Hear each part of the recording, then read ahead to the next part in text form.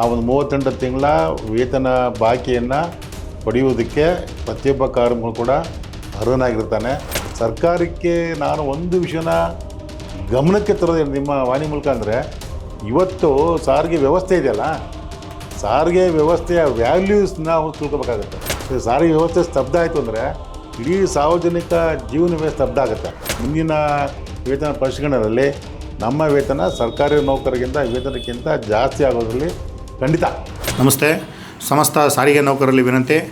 ಸಮಸ್ತ ಸಾರಿಗೆ ನೌಕರರು ಸಾರಿಗೆ ಟಿವಿಯನ್ನು ಸಬ್ಸ್ಕ್ರೈಬ್ ಮಾಡಿ ಮತ್ತು ಚಂದಾದಾರರಾಗಿ ಸಾರಿಗೆ ಟಿವಿಯ ಪ್ರಮುಖ ಏನು ನಮ್ಮ ಸಾರಿಗೆ ಸಂಸ್ಥೆಯಲ್ಲಿ ನಡೀತಕ್ಕಂಥ ಹಲವಾರು ವಿಚಾರಗಳಿರ್ತವೆ, ದಯಮಾಡಿ ಅದನ್ನು ತಿಳಿದುಕೊಳ್ಬೇಕು ಅಂತಂದರೆ ಸಾರಿಗೆ ಟಿವಿಯನ್ನು ಚಂದಾದಾರರಾಗಿ ಮತ್ತು ಸಬ್ಸ್ಕ್ರೈಬ್ ಮಾಡಿ ಎಲ್ಲರೂ ಅದನ್ನು ಉಳಿಸಿ ಬೆಳೆಸಬೇಕು ಅಂತೇಳಿ ನಾನು ನಿಮ್ಮಲ್ಲಿ ಕೇಳ್ಕೊಳ್ತೀನಿ. ಖಂಡಿತವಾಗಿಯೂ ಈ ಸಾರಿಗೆ ಟಿ ವಿ ಇವತ್ತು ಅತ್ಯಂತ ಸಮಗ್ರವಾಗಿ ಸುದ್ದಿಯನ್ನು ಕೊಡ್ತಾಯಿದೆ.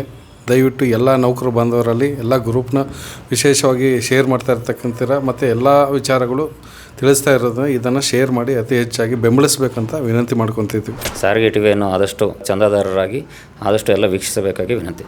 ಸರ್, ಈಗ ಜಂಟಿ ಸಮಿತಿ ಕ್ರಿಯೆ ಹೋರಾಟ ಅಗ್ರಿಮೆಂಟ ಆರಿಯರ್ಸ್ ಬಗ್ಗೆನ ಸರಿಸಮಾನ ವೇತನ ಬಗ್ಗೆನ? ಇಲ್ಲ, ನಮ್ಮ ಬೇಡಿಕೆ ಸ್ಪಷ್ಟವಾಗಿದೆ. ಅದನ್ನು ನಮ್ಮ ಏನಿದೆ ನಮ್ಮ 38 ತಿಂಗಳ ಅರಿಯರ್ಸ್ ಏನು 1/20 ವೇತನ ಪರಿಷ್ಕರಣೆ ಆಯ್ತದು, ಅದು ನ್ಯಾಯಬದ್ಧವಾದಂಥ ಹಕ್ಕು, ಅದನ್ನು ಕೊಡಲೇಬೇಕಾಗತ್ತೆ. ಆ ತೀರ್ಮಾನ ಯಾಕಂದ್ರೆ ಅದು ಅಗ್ರಿಮೆಂಟ್ ಇರಲಿ ಅಥವಾ ಒಪ್ಪಂದ ಇರಲಿ ಅಥವಾ ಏಕಪಕ್ಷ ಘೋಷಣೆ ಮಾಡಿರಲಿ, ಆ ಒಂದು 38 ತಿಂಗಳ ವೇತನ ಬಾಕಿಯನ್ನು ಪಡೆಯುವುದಕ್ಕೆ ಪ್ರತಿಯೊಬ್ಬ ಕಾರ್ಮಿಕರು ಕೂಡ ಅರ್ಹನಾಗಿರ್ತಾನೆ. ಅದು ಕಳೆದ ನಮ್ದು ಏನು ಅದೊಂದು ಲೆಗಸಿ, ಅದು ಏನು ಹೇಳಿ ಕಳೆದ 50-60 ವರ್ಷಗಳಿಂದ ನಡ್ಕೊಂಡು ಬಂದ ಒಂದು ಲಾಂಗ್ ಪ್ರಾಕ್ಟೀಸ್, ಅದು ಕಸ್ಟಮ್ ಅದು. ಅದನ್ನು ಕೂಡ ಮೊನ್ನೆ 4/8 ನಡೆದಂಥ ಮಾನ್ಯ ಮಂತ್ರಿಗಳ ಮುಂದೆ ನಾನು ಕೂಡ ಅದನ್ನು ಸ್ಪಷ್ಟವಾಗಿ ಹೇಳಿದ್ದೆ. ಅದನ್ನು ಆ ಒಂದು ಏನೊಂದು ಹಲವಾರು ವರ್ಷ ನಡ್ಕೊಂಡು ಪದ್ಧತಿ ಇದೆ, ಆ ಪದ್ಧತಿಯನ್ನು ಬಿಟ್ಟು ಅದು ಕೊಡಲಿಕ್ಕೆ ಬರೋದಿಲ್ಲ ಅನ್ನೋ ಮಾತನ್ನು ಹೇಳಿದ್ದಾನೆ. ಶ್ರೀನಿವಾಸ ಮೂರ್ತಿ ಕಮಿಟಿಯವರು ಕೂಡ ಅರಿಯರ್ಸನ್ನು ಕೊಡಬೇಕು ಅಂತಲೇ ರೆಕಮೆಂಡ್ ಮಾಡಿದರೆ ಅಂತೇಳಿ ಮುಖ್ಯಮಂತ್ರಿಗಳ ಬಾಯಿಂದ ಅದು ಮೊದಲನೇ ಬಾರಿಗೆ ಅದು ವಿಷಯ ಬಂದದ್ದು. ಅಂದರೆ ಅವರೇ ಶ್ರೀನಿವಾಸ ಕಮಿಟಿ ಕೇವಲ ಬರೀ ಕೆಲವೇ ತಿಂಗಳ ಬಗ್ಗೆ 14 ತಿಂಗಳು ಮಾತ್ರ ರೆಕಮೆಂಡ್ ಮಾಡಿದ್ದಾರೆ, ಅಷ್ಟರ ಮಾತ್ರ ನಾನು ಬಿಡುಗಡೆ ಮಾಡ್ತೀನಿ ಅಂತ ಹೇಳ್ತಾ ಇದ್ದಾರೆ. ನಾವು ಅದಕ್ಕೆ ಜಂಟಿ ಕ್ರಿಯಾ ಸಮಿತಿಯವರು 14 ತಿಂಗಳು ಬಿಡುಗಡೆ ನಾವು ಒಪ್ಪಿಲ್ಲ. ಅದನ್ನು ಆಫ್ಟರ್ ಆಲ್ 1,800 ಕೋಟಿ ರೂಪಾಯಿ ಅಷ್ಟೇ ಆಗೋದು ಯಾರಗಳೇ ಆ ಒಂದು ವೇತನ ಬಾಕಿ.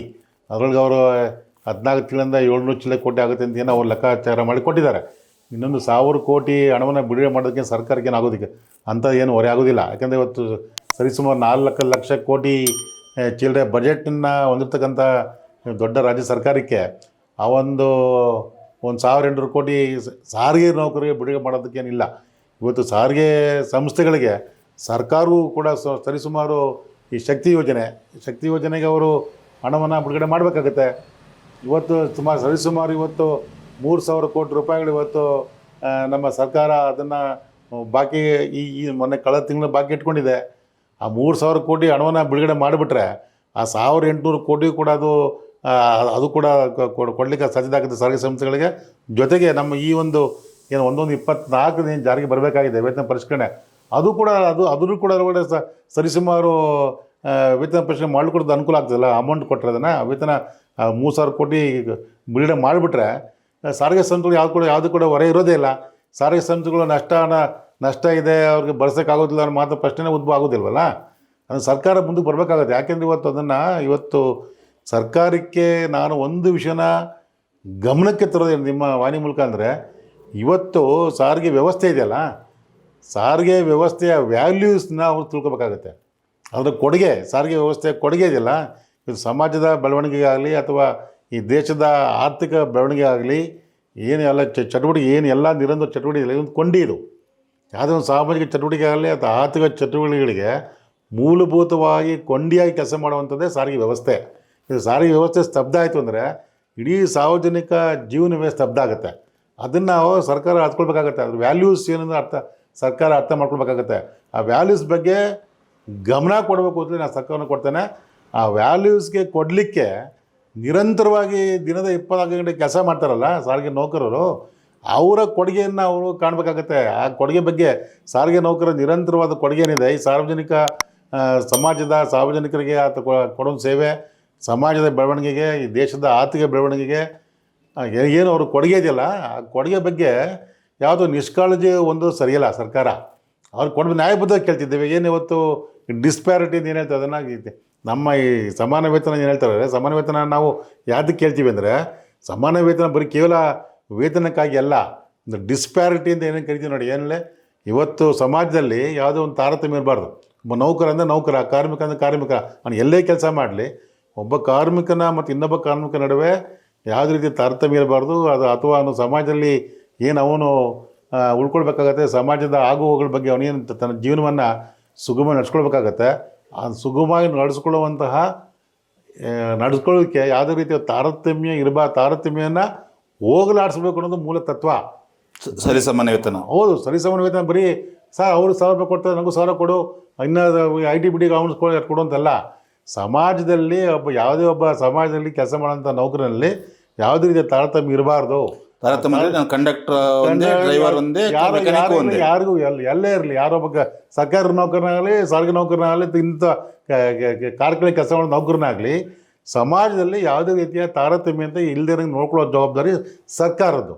ಆ ತಾರತಮ್ಯನ ಹೋಗಲಾಡಿಸಿ ನಮಗೂ ಕೂಡ ಒಂದು ಜೀವನವನ್ನು ಈ ಸಮಾಜದಲ್ಲಿ ನಮಗೂ ಕೂಡ ಒಂದು ಸ್ಥಾನಮಾನಗಳನ್ನ ಕಲ್ಪಿಸ್ಕೊಡಿ ಅನ್ನೋದನ್ನೇ ನಮ್ಮ ಮೂಲ ತತ್ವ. ಅದು ಆ ಒಂದು ತತ್ವದೊಳಗೆ ನಾವು ವೇತನವನ್ನು ನಾವು ಸರ್ಕಾರವನ್ನು ಕೇಳಬೇಕೇ ಹೊರತು ಕೇವಲ ಟೆಕ್ನಿಕಲ್ ಇದ್ರ ಮೇಲೆ, ಅದು ತಾಂತ್ರಿಕ ಕಾರಣಗಳ ಮೇಲೆ ಅದು ಕೊಡಿ, ಸರ್ಕಾರಿ ನೌಕರು ಮಾಡಿ, ಆ ನೌಕರು ಮಾಡಿ, ಈ ನೌಕರು ಮಾಡಿ ಅಂತಲ್ಲ.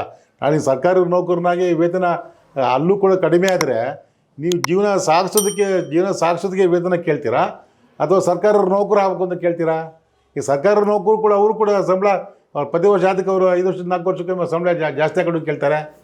ಈ ಸರ್ಕಾರಿ ನೌಕರು ಸಂಬಳ ಜಾಸ್ತಿ ಮಾಡಿ ಯಾಕೆ ಕೇಳ್ತಾರೆ ಅಂದರೆ, ಅವರು ಇವತ್ತು ಈ ಜೀವನವನ್ನು ಸಾಗಿಸಲಿಕ್ಕೆ ಕಷ್ಟಕರ ಆಗ್ತಾಯಿದೆ. ಇವತ್ತು ಬೆಲೆವಾಸಿಗಳು ಜಾಸ್ತಿ ಆಗ್ತಾಯಿದೆ. ನಾವು ಕೂಡ ಒಂದು ಸುಗಮ ಜೀವನವನ್ನು ನಮ್ಮ ಮಕ್ಕಳನ್ನ ಚೆನ್ನಾಗಿ ನೋಡ್ಕೋಬೇಕಾಗತ್ತೆ, ಫ್ಯಾಮಿಲಿ ಚೆನ್ನಾಗಿ ನೋಡ್ಕೋಬೇಕಾಗತ್ತೆ, ಒಳ್ಳೆಯ ವಿದ್ಯಾಭ್ಯಾಸ ಕೊಡಬೇಕಾಗತ್ತೆ, ಒಳ್ಳೆಯ ಮನೇನ ಹೊಂದಬೇಕಾಗತ್ತೆ, ನಮ್ಮ ಸ್ವಂತ ಮನೆ ಹೊಂದಬೇಕಾಗತ್ತೆ. ಅದೆಲ್ಲ ಮಾಡ್ಕೊಳ್ಬೇಕಾದ್ರೆ ನಮಗೂ ಕೂಡ ನಾವು ಏನು ಕನಿಷ್ಠ ಏನು ನಮ್ಮ ಫೇರ್ ವೇಜಸ್ ಅಂತ ಹೇಳ್ತಾರೆ ಹೇಳಿ ಕಾನೂನಲ್ಲಿ, ಆ ಫೇರ್ ವೇಜಸ್ನ ಕೊಡಿ ಅಂತ ನಾವು ಕೇಳಬೇಕೇ ಹೊರತು ಯಾರನ್ನ ಹೋಲಿಸ್ಕೊಂಡಲ್ಲ, ಹೋಲಿಸ್ಕೊಂಡು ಕೇಳುವಂಥದ್ದಲ್ಲ. ಅದೆಲ್ಲ ತತ್ವ ಅಲ್ಲ. ಅದು ವೇಜಸ್ ಕೇಳೋಂಥ ತತ್ವನೇ ಅಲ್ಲ. ಅದು ತತ್ವಕ್ಕೆ ವಿರುದ್ಧವಾದಂಥ ಯಾವುದೋ ಒಂದು ತಪ್ಪು ಕಲ್ಪನೆಯನ್ನು ಎಲ್ಲ ಕಾರ್ಮಿಕರಲ್ಲಿ ತಗೊಳ್ಳೋದು ತುಂಬಿ ಅದನ್ನು ಭ್ರಮೆಯಲ್ಲಿ ಕೂಡಿಸಿ ಅವ್ರನ್ನ ಸುಮ್ಮನೆ ಭ್ರಮಾಲೋಕದಲ್ಲಿ ತೇಲುವಂತೆ ಮಾಡೋಂತಿದೆಯಲ್ಲ, ಆ ಕೆಲಸವನ್ನು ದಯವಿಟ್ಟು ಮಾಡಬೇಡಿ. ನಾನಂತೂ ಮಾಡಲ್ಲ. ನಿಮ್ಮ ನಿಲುವು ಕರೆಕ್ಟಾಗಿದೆ. ಸರಿಸಮಾನ ವೇತನಕ್ಕೆ ಜಂಟಿ ಸಮಿತಿ ಕ್ರಿಯೆ ಹೋರಾಟ ಮಾಡಲ್ಲ, ಯಾಕಂದ್ರೆ ಅದ್ರ ಬಗ್ಗೆ ಏನೂ ನಿಮ್ಗೆ ಗೊತ್ತಿಲ್ಲ. ಯಾವುದ್ರಲ್ಲಿ ಇಲ್ಲ ಸರಿಸಮಾನ ವೇತನ ಬಗ್ಗೆ, ಸರಿಸಮಾನ ವೇತನ ಅಲ್ಲಿ ಸ್ಪಷ್ಟವಾಗಿ ಹೇಳಿದ್ದೀನಿ. ಸರಿಸಮಾನ ವೇತನಕ್ಕೆ ನಾವು ಹೋರಾಟ ಮಾಡ್ತಾ ಅಂತ ಹೇಳ್ತಿಲ್ಲ. ಸರಿಸಮಾನ ವೇತನ ಅಂತಂದ್ರೆ ಅದು ನಮ್ಮ ಪ್ರಕಾರ ಅರ್ಥ ಏನಂದರೆ, ನಮ್ಮ ಕಾರ್ಮಿಕರು ಈ ಸಮಾಜದಲ್ಲಿ ಉತ್ತಮವಾದಂಥದ್ದನ್ನು ಜೀವನವನ್ನು ನಡೆಸಲಿಕ್ಕೆ ಎಷ್ಟು ಅಗತ್ಯ ಇದೆ, ಆ ಅಗತ್ಯಕ್ಕೆ ತಕ್ಕಂತೆ ವೇತನಗಳನ್ನು ಜಾರಿ ಮಾಡಿ ಅಷ್ಟನ್ನು ಕೊಡಿ ಅಂತ ಕೇಳ್ತೀವಿ. ನಾವು ಸರಿಸಮಾನ ವೇತನ ವಿರೋಧ ಅಂತ ಹೇಳ್ಕೊಬಿಟ್ಟಿದೆ. ನಾವು ವಿರೋಧ ಮಾಡ್ತಿಲ್ಲ ಅದನ್ನು. ನಮ್ಗೆ ಎಷ್ಟು ಬೇಕು, ನಮಗೆ ಜೀವನ ಮಾಡ್ಬೇಕಲ್ಲ. ಇವತ್ತು ನಾವು ಯಾವತ್ತೂ ಒಂದು ಜೀವನ ಮಾಡ್ಬೇಕಲ್ವಾ, ನಮ್ಮ ಫ್ಯಾಮಿಲಿನ ನೋಡ್ಕೊಳ್ಬೇಕಲ್ವಾ, ಮಕ್ಕಳನ್ನ ಓದಿಸ್ಬೇಕಲ್ವಾ, ಬೇರೆ ವ್ಯವಸ್ಥೆ ಮಾಡ್ಕೋಬೇಕಲ್ವಾ. ಅದಕ್ಕೆ ತಕ್ಕನಾದಂಥ ವೇತನವನ್ನು ನಾವು ಕೊಡಿ ಅಂತ ನಾವು ಸರ್ಕಾರವನ್ನು ಒತ್ತಾಯ ಮಾಡೋಕ್ಕಾದ್ರೆ ಸಂಸ್ಥೆಗಳನ್ನ ಒತ್ತಾಯ ಮಾಡಬೇಕಾಗುತ್ತೆ ಹೊರತು ಕೇವಲ ಯಾವುದೋ ಒಂದು ತಾಂತ್ರಿಕ ಕಾರಣಗಳಿಂದ ನಾವು ಇವತ್ತು ನಾಳೆ ನಾನು ಮೊದಲೇ ಹೇಳಿದೆ ನಮ್ಮ ವೇತನ ಜಾಸ್ತಿ ಇತ್ತು ಅಂತೇಳಿ. ನಮ್ಮ ವೇತನ ಸರ್ಕಾರಿ ನೌಕರಿಂದ ವೇತನ ಜಾಸ್ತಿ ಇತ್ತದು, ಇವಾಗ ಕಡಿಮೆ ಆಗಿರ್ಬೋದು. ನಾಳೆ ಸಾಮಾನ್ಯ ವೇತನ ನಾವು ಸರ್ಕಾರಿ ನೌಕರು ಮತ್ತು ಜಾಸ್ತಿ ವೇತನ ತೊಗೊಳ್ಳೋದು ಯಾವಾಗ ಅಂದರೆ, ನಮ್ಮ ಕೆಲಸ 2 ವಿಷಯ ಇರೋಲ್ಲ ಬರೋದಲ್ಲಿ. ಒಂದು, ನಮ್ಮ ಕೆಲಸ ಕಾರ್ಯಗಳಿಗೆ ತಕ್ಕಂತಹ ಒಂದು ವೇತನವನ್ನು ಅವ್ರು ಕೊಡಬೇಕಾಗುತ್ತೆ. That is number 1. ನಂಬರ್ 2, ನಾವು ಜೀವನವನ್ನು ಸುಗಮವಾಗಿ ನಡೆಸಲಿಕ್ಕೆ ಎಷ್ಟು ಅಗತ್ಯ ಇದೆ, ಅಗತ್ಯಕ್ಕೆ ತಕ್ಕಂಥ ವೇತನಗಳನ್ನು ಅವರು ಕೊಡಬೇಕಾಗತ್ತೆ ಅನ್ನೋ ಎರಡು ವಿಷಯ. ಅವು 2 ವಿಷಯಗಳ ಮೇಲೆ ವೇತನಗಳನ್ನು ನಿಗದಿ ಮಾಡಬೇಕು ಅನ್ನೋದು ನಮ್ಮ ಜಂಟಿ ಕ್ರಿಯಾ ಸಮಿತಿ ಮತ್ತು ನಮ್ಮ ಮಹಾಮಂಡಳಿಯ ತತ್ವ. ಅದು ಆ ತತ್ವಗಳ ಆಧಾರದ ಮೇಲೆ ನಾವು ಇವತ್ತು ಸಂಬಳವನ್ನು ಜಾಸ್ತಿ ಮಾಡಿ ಅಂತ ಕೇಳ್ತೇವೆ ಹೊರತು ಇನ್ನೊಬ್ಬರ ಜೊತೆ ಹೋಲಿಕೆ ಮಾಡಿಕೊಂಡು ಕೇಳೋದಲ್ಲ. ಅದೊಂದು ತಪ್ಪು ಕಲ್ಪನೆ. ಅದು ಯಾವುದು ಹೋಲಿಕೆ ಮಾಡ್ಕೊಂಡು ಹೋಗಬೇಡಿ. ಇವತ್ತು ನಾವು ಜಾಸ್ತಿ ಮಾಡ್ತಿದ್ದೀವಿ, ಅವ್ರು ಕಮ್ಮಿ ತಗೋದು. ನಾಳೆ ನಮ್ಮದು ಅವ್ರದ್ದು ಕಮ್ಮಿ ಆಗ್ಬೋದು, ನಮ್ಗೆ ಜಾಸ್ತಿ ಆಗ್ಬೋದು. ಅವಾಗ ನೀವು ಸಮಾನ ವೇತನ ಅಂದ್ಬಿಟ್ರೆ ಅವರು ಹೇಳ್ತಾರೆ, ಹೌದಪ್ಪ ನೀವು ಸಮಾನ ವೇತನ ಕೇಳ್ತಾಯಿದ್ರಿ, ಸರ್ಕಾರಿ ನೌಕರಿ ಇಷ್ಟೇ ಕೊಟ್ಟಿರೋದು, ನೀವು ಅಷ್ಟೇ ತಗೊಳ್ಳಿ ಅಂದರೆ ಅದಾಗಿದೆ. ಕತೆ ಹೇಳಬೇಕು ನೀವು ಭಾಳಷ್ಟು ಸಾಕಷ್ಟು ಚರ್ಚೆಗಳಾಗೋಗ್ಬಿಟ್ಟಿದೆ. ಸರ್ಕಾರ ಒಂದು ಕಾಲದಲ್ಲಿ ನೀವು ಸಂಬಳನ ಜಾಸ್ತಿ ತಗೋತಾ ಇದ್ದೀರಿ, ಕೊಡಲಿಕ್ಕಾಗಲ್ಲ ಅಂತ ವಾದಗಳು ನಾವು ಕೇಳ್ಬಿಟ್ಟಿದ್ದೀವಿ ಏನೇಳಿ ಹಿಂದೆ. ಇತಿಹಾಸ ಈಗಿನ ಇರೋಗಂತ ಇವತ್ತು ನಮ್ಮ ಭಾಳಷ್ಟು ನಾಯಕಗಳಿಗೆ ಇತಿಹಾಸ ಗೊತ್ತಿಲ್ಲ. ಕಾರ್ಮಿಕರ ಬಲ ಹೊಸಬಿದ್ದಾರೆ, ಯಾಕೆಂದರೆ ಇತಿಹಾಸ ಗೊತ್ತಿಲ್ಲ. ಯಾಕೆ ಇವತ್ತು ಕಡಿಮೆ ಯಾಕಾಗ್ತಾ ಇದೆ ಅಂದರೆ ಇವತ್ತು ಸರ್ಕಾರಿ ನೌಕರರು ನಮ್ಮ ಸಾರಿಗೆ ನೌಕರರ ವೇತನ ಕೊಡಿ ಅಂತ ಕೇಳ್ತಾಯಿದ್ರು. ಈ ಕಾರ್ಖಾನೆಗಳು ಇಲ್ಲ ನಮ್ಮದು ಅಗ್ರಿಮೆಂಟ್ ಕಾಪಿಗಳು ಅವ್ರು ತೊಗೊಂಡೋಗಿದ್ದಾರೆ. ನಾನೇ ಕೊಟ್ಟಿದ್ದೀನಿ ಕಾಪಿಗಳನ್ನ. ನಾನು ಲೇಬರ್ ಕೆಲಸ ಮಾಡ್ತಾಯಿದ್ದೆ, ನಾನೇ ಕಾಪಿಗಳನ್ನ ಕೊಟ್ಟಿದ್ದೀನಿ. ಹೇಳಿ BLನವ್ರಿಗೆ ಅಥವಾ HMT ಅವ್ರಿಗೆಲ್ಲ ಎಲ್ಲರಿಗೂ ನಿಮಗೆ ಗ್ರ್ಯಾಚ್ಯುಟಿ ನಿಮಗೆ ಲಿಮಿಟೇ ಇಲ್ಲ. ನಮ್ಮ ಕಾರ್ಖಾನೆಗಳಲ್ಲಿ ಸರ್ಕಾರಿ ನಮಗೆ ಲಿಮಿಟ್ ಹಾಕ್ಬಿಟ್ಟು ಅವೆಲ್ಲ ಬರೀ 5 ಲಕ್ಷ 8 ಲಕ್ಷ 10 ಲಕ್ಷ ಎಲ್ಲ ಇತ್ತದು. ಇವಾಗ ಜಾಸ್ತಿ ಮಾಡಿದ್ದಾರೆ ಬಿಡಿ. ಈಗ ಬರೀ ನಮ್ಮ 5 ಲಕ್ಷ ಕೊಡ್ತಾರೆ, ನೀವು 8 ಲಕ್ಷ ತೊಗೋತೀರಿ. ಈಗ ನಾನೇ ತೊಗೊಂಡಿದ್ದೀನಿ. ನಾನು ರಿಟೈರ್ ಆದಾಗ ನನಗೆ 10 ಲಕ್ಷ ಇತ್ತು ಲಿಮಿಟ್, 10 ಲಕ್ಷ ಇತ್ತದು. ನಮ್ಮ ಗ್ರ್ಯಾಚ್ಯುಟಿ ಆ್ಯಕ್ಟಲ್ಲಿ ಬರೀ 10 ಲಕ್ಷ ಲಿಮಿಟ್ ಇತ್ತು ಇಡೀ ದೇಶದಲ್ಲಿ. ನಮ್ಮ ಅಗ್ರಿಮೆಂಟ್ ಪ್ರಕಾರ ನಾನೀಗ ನಾನು ಹೆಚ್ಚು ಕಮ್ಮಿ 14 ಲಕ್ಷ ತೊಗೊಂಡೆ. ಆ್ಯಕ್ಟ್ ಅಪ್ಲೈ ಆಗುತ್ತೆ ಅಂದರೆ ನಮ್ಮ 10 ಲಕ್ಷ ಕೊಟ್ಬಿಟ್ಟು ನೀವು ಆಯ್ತು ಹೋಗಪ್ಪ, ನೀವು ಬರೋದೇ ನಿನಗೆ 10 ಲಕ್ಷ ಆಯಿತು ಹೋಗಪ್ಪ ಅಂತ ಹೇಳ್ತೀವಿ ಸಾರಿಗೆ ಸಂಸ್ಥೆ. ನಮ್ಮ ಅಗ್ರಿಮೆಂಟಲ್ಲಿ ಹೆಚ್ಚಿನ ಸೌಲಭ್ಯಗಳನ್ನು, ಯಾಕೆಂದ್ರೆ ನಮ್ಮ ಯಾತಕ್ಕೆ ಹೆಚ್ಚಿನ ಸೌಲಭ್ಯಗಳನ್ನು ಮಾಡ್ಕೊಂಡಿದ್ರೆ ಸಾರಿಗೆ ನೌಕರರ ಕೆಲಸಗಳನ್ನು ಇತರೆ ಇಲಾಖೆಗಳಿಗೆ ಅಥವಾ ಇತರೆ ಕಾರ್ಖಾನೆಗಳಿಗೆ ಹೋಲಿಸ್ಲಿಕ್ಕೆ ಆಗೋದಿಲ್ಲ. ನಮ್ಮದೇ ಆದಂಥ ಒಂದು ಕ್ಲಿಷ್ಟಕರವಾದಂಥ ನಮ್ಮ ನೌಕರಿ. ಆ ನೌಕರಿಗೆ ತಕ್ಕನಾಗಿ ನಾವು ಬೇಡಿಕೆಗಳನ್ನಿಟ್ಟು ಕೈಗಾರ ಒಪ್ಪಂದಗಳನ್ನ ಮಾಡ್ಕೊಂಬಂದಿದ್ದೀವಿ. ಹಲವಾರು ಸೌಲಭ್ಯಗಳನ್ನು ಮಾಡ್ಕೊಂಬಂದಿದ್ದೀವಿ. ಯಾತಕ್ಕೆ ಸೌಲಭ್ಯ ಕೊಟ್ಟು ಅಂದರೆ ಆ ಒಂದು ನಿಲುವಿನಲ್ಲಿ ನಾವು ವಾದಗಳನ್ನ ಮಾಡಬೇಕು ಹೊರತು ಯಾರೋ ಇನ್ನೊಬ್ಬರು ಹೋಲಿಸ್ಕೊಂಡು ಅವ್ನಿಗೆ ಅಷ್ಟು ವೇತನ ಕೊಡ್ತೀವಿ ಕೊಡೋದಂತೆಲ್ಲ. ನಮಗೆ ಎಷ್ಟು ಅಗತ್ಯ ಇದೆ, ನಮ್ಮ ಕೆಲಸಗಾರರಿಗೆ ಎಷ್ಟು ವೇತನ ಕೊಡಬೇಕಾಗುತ್ತೆ, ಅದು ಮುಖ್ಯ. ಅದನ್ನು ಬಿಟ್ಬಿಟ್ಟು ಬರೀ ಯಾರೋ ಇನ್ನೊಬ್ಬರು ಹೋಲಿಸ್ಕೊಂಡು ಕೇಳೋದಲ್ಲ. ನನಗೆ ಎಷ್ಟು ಅಗತ್ಯ ಇದೆ, ನನ್ನ ಕೆಲಸಕ್ಕೆ ಇಷ್ಟು ನೀವು ಕೊಡಬೇಕಪ್ಪ, ಅಷ್ಟು ಕೊಡು ಅಂತ ಕೇಳಬೇಕು. ಯಾರು ನಿಮ್ಮ ಮನೆಗೆ ಯಾರೋ ಬರ್ತಾನಪ್ಪ, ಯಾರೋ ಒಬ್ಬರು ಎಲೆಕ್ಟ್ರಿಷಿಯನ್ ಬರ್ತಾನೆ, ಯಾರೋ ಪ್ಲಂಬರ್ ಬರ್ತಾನೆ, ಅವ್ನು ಬಂದಾಗ ಏನು ಹೇಳ್ತಾನೆ, ಹೌದು ನನಗೆ ಎಲೆಕ್ಟ್ರಿಷಿಯನ್ಗಳು ನನಗೆ ಇಷ್ಟು ಕೆಲಸ ಇಷ್ಟಿದೆ, ನನ್ನ ಕೆಲಸ ಮಾಡ್ಬೇಕು, ಇಷ್ಟು ಕಷ್ಟವಾದ ಕೆಲಸ ಇದೆ, ನನಗೆ ಇಷ್ಟು ಕೊಡು ಅಂತ ಕೇಳ್ತಾನೆ ಹೊರತು ಈಗ ಅವ್ರು ಇಲ್ಲಲ್ಲ ನನಗೆ ಕೊಡೋದಕ್ಕಾಗೋದು ಇಷ್ಟೇ ಅಂತ ನೀವು ಹೇಳೋಕೆ ಒಪ್ಕೊಳ್ಳೋದಿಲ್ಲ. ಅವ್ನು ಮಾಡೋ ಕೆಲಸಕ್ಕೆ ನೀವು ಅವನಿಗೆ ಮಜೂರಿ ಕೊಡಲೇಬೇಕಲ್ಲ, ಅವ್ನು ಕೂಲಿ ಕೊಡಲೇಬೇಕಲ್ಲ. ಸುಮ್ಮನೆ ಹೋಗ್ತಾನೆ, ಹೋಗೋದಿಲ್ಲ. ನಮ್ಮ ಡಿಮ್ಯಾಂಡು ಯಾವತ್ತೂ ಆ ರೀತಿ ಇರಬೇಕಾಗುತ್ತೆ. ಆ ಒಂದು ಡಿಮ್ಯಾಂಡನ್ನು ನಾವು ಅದನ್ನು ಜಂಟಿ ಕ್ರಿಯಾ ಸಮಿತಿಯಲ್ಲಿ ನಮ್ಮ ಮಹಾಮಂಡಳಿ 1958ರಿಂದ ನಾವು ಸಂಬಳಗಳನ್ನ ಜಾಸ್ತಿ ಮಾಡ್ಕೊಂಡು ಆ ಒಂದು ವಿಧಾನದಲ್ಲೇ ಆ ಒಂದು ವಿಧಾನದಿಂದ ಮಾಡ್ಕೊಂಡು ಬಂದಿರೋದು ಪ್ರಯುಕ್ತನೇ ನಮ್ಮ ಸಾರಿಗೆ ನೌಕರರು ಸರ್ಕಾರಿ ನೌಕರರಿಗಿಂತ ಹೆಚ್ಚಿನ ವೇತನವನ್ನು ತೆಗೆದುಕೊಳ್ತಾ ಇದ್ದರು. ಆದರೆ 96 ನಂತರ ಯಾವಾಗ ನಮ್ಮ ಸಾರಿಗೆ ಸಂಸ್ಥೆಯಲ್ಲಿ ಕೆಲವು ಅವಘಡಗಳು ನಡೆದವೋ, ಯಾವಾಗ ನಮ್ಮ ಮ್ಯಾನೇಜ್ಮೆಂಟು ಅವರೇ ಯಾವುದೋ ಮಾತುಕತೆಗಳನ್ನ ಮಾಡಿದ್ರೆ ಅವರೇ ಏಕಪಕ್ಷವಾಗಿ ಘೋಷಣೆ ಮಾಡ್ಕೊಂಡು ಬರ್ತಾಯಿದ್ರು. 5%, 6%, 8% ಮಾಡ್ಕೊಂಡು ಬಂದ್ರಲ್ಲ, ಆ ಒಂದು ಕಾರಣದಿಂದ ನಮ್ಮ ವೇತನಗಳು ಸರ್ಕಾರಿ ನೌಕರಿಗಿಂತ ಸ್ವಲ್ಪ ಕಡಿಮೆ ಆಗಲಿಕ್ಕೆ ಅದು ಆರಂಭ ಆಯಿತು. ಮತ್ತೆ ಅದು ಈಗ 2012ರಿಂದ ಮತ್ತೆ ಅದು ಏರು ಮಟ್ಟದಲ್ಲಿ ಇದೆ. ಇವತ್ತು ಗ್ಯಾಪು ಬೇಗ ಯಾರೇ ತೆಗೆದು ನೋಡಿ.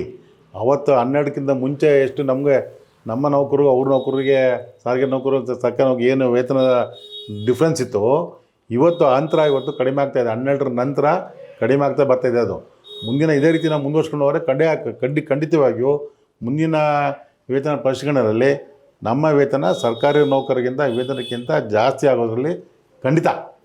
ಪ್ರಿಯ ವೀಕ್ಷಕರೇ, ಇವತ್ತು ನಾನು ಸಾರಿಗೆ TV ಮುಂದೆ ಇಷ್ಟೆಲ್ಲ ವಿಚಾರಗಳನ್ನು ನಿಮ್ಮ ಮುಂದೆ ಮಂಡಿಸಿದ್ದೀನಿ. ನಿಮಗೆ ಬಹುಶಃ ನಾನು ಹೇಳಿದಂಥ ವಿಚಾರಗಳು ನಿಮಗೆ ಮನದಟ್ಟಾಗಿದೆ ಅಂತೇಳಿ ನಾನು ಭಾವಿಸ್ತೇನೆ. ದಯಮಾಡಿ ಸಾರಿಗೆ TVಗೆ ನೀವು ಕೂಡ ಸಬ್ಸ್ಕ್ರೈಬ್ ಮಾಡಿ. ಸಾರಿಗೆ TVಯನ್ನು ಕಾರ್ಮಿಕ ಪರವಾಗಿ ಕೆಲಸ ಮಾಡುವಂಥ ಈ ಸಾರಿಗೆ TVಗೆ ನಿಮ್ಮ ಬೆಂಬಲದ ಮೂಲಕ ಅವರು ಕೂಡ ಮುಂದಿನ ದಿನಗಳಲ್ಲಿ ಅವರು ಕೂಡ ಅಭಿವೃದ್ಧಿ ಆಗಲಿ ಅಂತ ಕೂಡ ನಾನು ಕೂಡ ಆಶಿಸ್ತೇನೆ. ದಯಮಾಡಿ ಎಲ್ಲ ಸಾರಿಗೆ ನೌಕರರು ಮತ್ತು ಇನ್ನಿತರ ಎಲ್ಲ ವೀಕ್ಷಕರು ಕೂಡ, ಬರೀ ಸಾರಿಗೆ ನೌಕರರು ಮಾತ್ರ ಅಲ್ಲ, ಎಲ್ಲ ವೀಕ್ಷಕರು ಕೂಡ ಸಾರಿಗೆ TVಗೆ ನೀವು ಸಬ್ಸ್ಕ್ರೈಬ್ ಮಾಡೋದ್ರ ಮೂಲಕ ಸದರಿ ಒಂದು TVಯನ್ನು ಬೆಂಬಲಿಸಿ ಅಂತೇಳಿ ನಾನು ಕೂಡ ಎಲ್ಲ ಕಾರ್ಮಿಕರನ್ನ ಕೇಳ್ಕೊತೇನೆ.